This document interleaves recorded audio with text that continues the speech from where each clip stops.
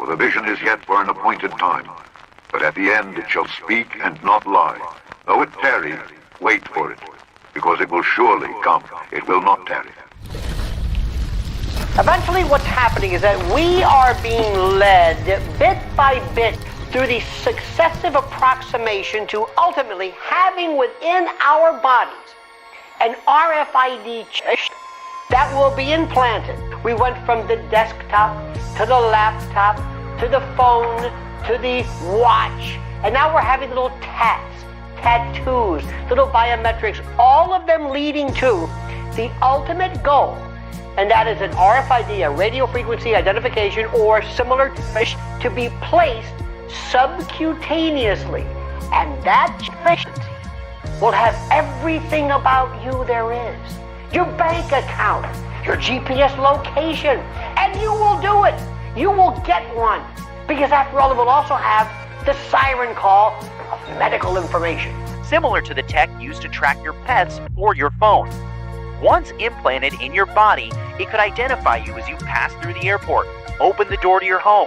It could even be used to buy groceries at the supermarket.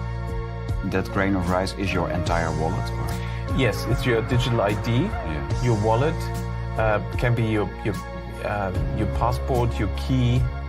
What we found with our debit cards or credit cards is they've already now moved to the system in RFID space technology where you just wave the thing, contactless. Yes.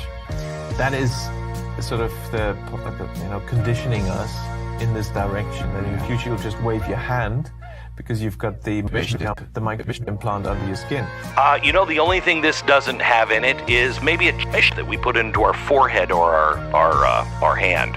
Other than that, it's great. This is a way to completely control absolutely every human being on Earth. And it is coming. And you know they're going to go to implanted RFID space. I mean, you know that. I mean, it's coming.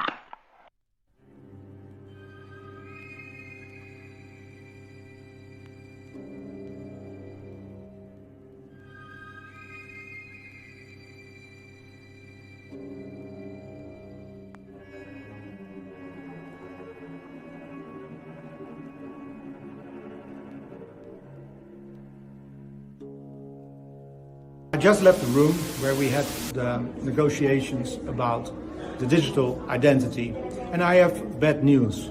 The Member States and the European Parliament came to an agreement.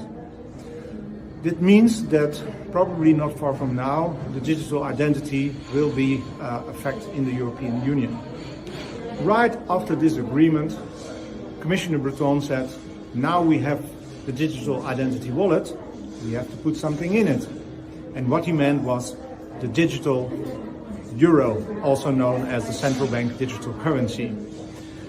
And this is a very bad development. I was told by one central banker who'd seen the CBDC, been shown it by one of the major old central banks. They were ready to roll it out in 2016, but they didn't.